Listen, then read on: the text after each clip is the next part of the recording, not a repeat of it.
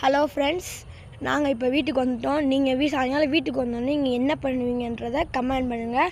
Tea குடிச்சிட்டு அப்புறமேட்டு நான் கொஞ்ச நேரம் விளையாண்டுட்டு ஹோம் ஒர்க் செஞ்சுட்டு தூங்கிடுவோம். நீங்கள் என்ன பண்ணுவீங்கன்னு கமெண்ட் பண்ணிடுங்க. வாங்க எங்கள் அப்பா என்ன பண்ணுறான்னு போய் பார்த்துடலாம். என்ன பண்ணுறாருன்னு பார்ப்போம். என்ன பண்ணிகிட்ருக்கீங்க? எக்ஸசைஸ் பண்ணிட்டு. எதுக்கு எக்ஸசைஸ் பண்ணிகிட்ருக்கீங்க? சொல்கிறேன். சாயங்காலம் எக்ஸசைஸ் பண்ணிகிட்டு இருக்கீங்க? காலையிலேருந்து நம்ம நிறைய வேலை பார்த்துருப்போமா, டென்ஷனாக இருப்போம், கொஞ்சம் மைண்டு ஸ்ட்ரெஸ்ஸாக இருக்கும். வந்தோடனே மொபைலு, டிவி, ஸ்நாக்ஸு இதெல்லாம் சாப்பிட்டோம்னா நம்மளுக்கு வந்து ரொம்ப ஸ்ட்ரெஸ் ஆகும். என் பையன் ஃபோனே பார்க்க மாட்டான். நான் தான் எடிட் பண்ணுவேன். இப்போ யூடியூப்புக்காக தான் என் ஃபோனில் வீடியோ போடுறான்.